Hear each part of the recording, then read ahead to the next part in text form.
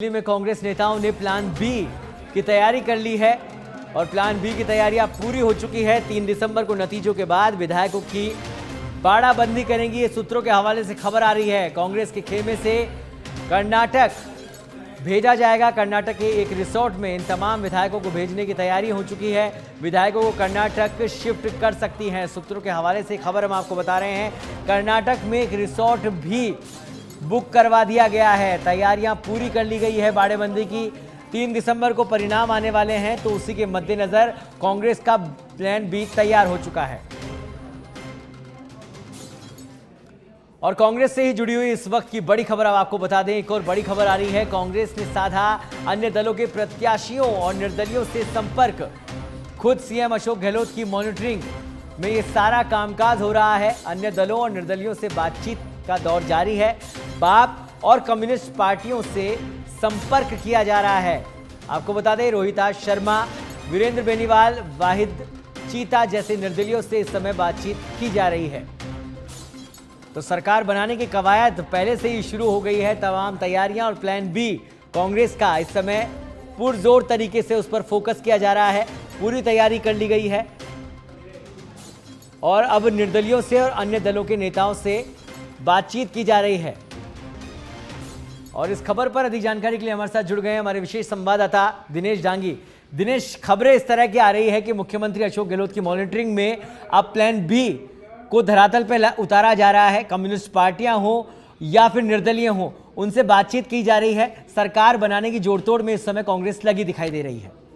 देखिए सौरभ, जो समान विचारधारा वाले राजनीतिक दल है, जैसे आदिवासियों की पार्टी है, राजकुमार रोज विधायक है, बाप, उसकी करीब 3 से 4 सीटें आना तय है। इसके अलावा 2 जगह कॉमरेड भी खाता खोल सकती है, सीकर में 2 और बीकानेर में श्री डूंगरगढ़ और रायसीनगर में भी कॉमरेड पार्टी, कम्युनिस्ट पार्टी मुकाबले में है। तो लगातार पिछले 3 दिन से सूत्रों के हवाले से बड़ी खबर आ रही है। इनके जो स्टेट और नेशनल लीडरशिप के लीडर है, उनसे संपर्क साध लिया गया है। उनसे लगातार बातचीत का दौर जारी है और खुद मुख्यमंत्री अशोक गहलोत के सुपरविजन में इनसे जो बातचीत का दौर है जारी है। सामने आ रहा है कि इन दलों ने भरोसा दिलाया कि हम भाजपा के साथ नहीं जाएंगे, क्योंकि हमारी आइडियोलॉजी और विचारधारा मेल नहीं खाती, तो हम आपके साथ रहेंगे और अभी रिजल्ट का यहाँ पर इंतजार करिए। इसके अलावा करीब है जो निर्दलीय विधायक जीत सकते हैं, चाहे यूनिस खान हो, कैलाश मेघवाल हो, रोहिताश शर्मा हो, रितु बानावत हो, या बसपा से चुनाव लड़ रहे हैं मसूदा से वाई चीता,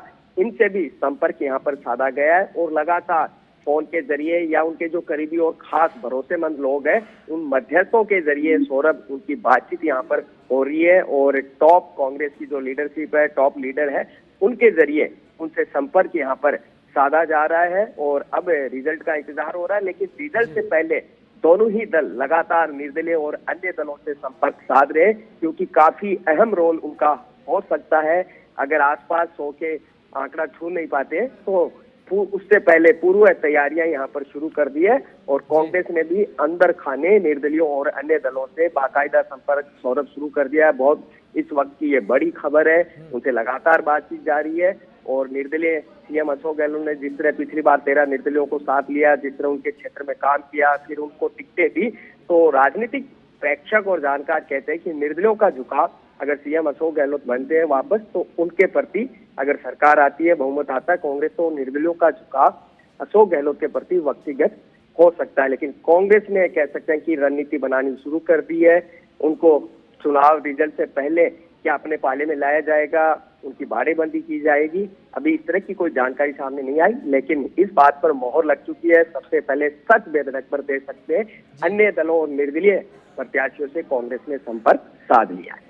तो कुल मिला के दिनेश, इसमें कोई दोहराय नहीं है कि चाहे चुनाव प्रचार हो, टिकटों को देना हो, या फिर अब चुनाव के बाद सरकार बनाने की तैयारी हो, कहीं ना कहीं सबसे पहले कांग्रेस यहां पर रहना चाहती है। और उसी को चलते क्या एग्जिट पोल जो कल क्या है उसके बाद ये तेजी में आए हैं कांग्रेस में जो तमाम नेता है सरकार बनाने की तैयारियों को लेकर? जी देखिए, मतदान के बाद से ही बताया जा रहा है कि निर्दलीय और अन्य दलों से बूढ़ा भाग गणित बिठाकर संपर्क करना शुरू कर दिया गया। लेकिन जिस तरह कल एग्जिट पोल आए, जिस तरह रोचक और कांटे का मुकाबला है, अभी कहने की किसी स्थिति में सौरभ नहीं है।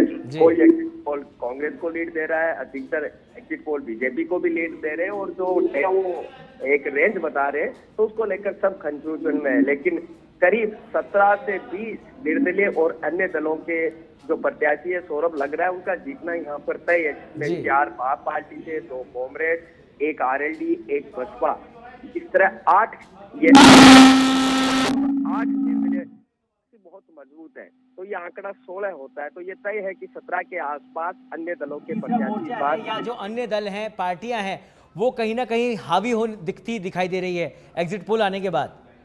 जी बिल्कुल, तमाम जो एग्जिट पोल है उसमें आप देखो कि 5 से लेकर 19 अन्य दलों के प्रत्याशियों की सीटें एग्जिट पोल में भी बताई जा रही है। अधिकतम 29 और न्यूनतम 5। लेकिन बाप पार्टी ने कह सकते हैं मेवाड़ में खासतौर से डूंगरपुर, बांसवाड़ा, प्रतापगढ़ में अच्छा चुनाव लड़ा है। 3 से 5 सीटें आनी चाहिए। धौद में कॉमरेडों का खाता खुलना तय है। पहले भी पेमाराम वहां से सौरभ एमएलए रह चुके हैं। श्री डूंगरगढ़ से कांग्रेस के साथ अच्छी टक्कर और फाइट है। गिरधारी मैया चुनाव जीत सकते हैं। ये 2 सीटें कॉमरेडे की, 1 आरएलडी भरतपुर से जो सुभाष कह गए वो अच्छी टक्कर दे रहे हैं। बाड़ी से बसपा अपना खाता खोल सकती है।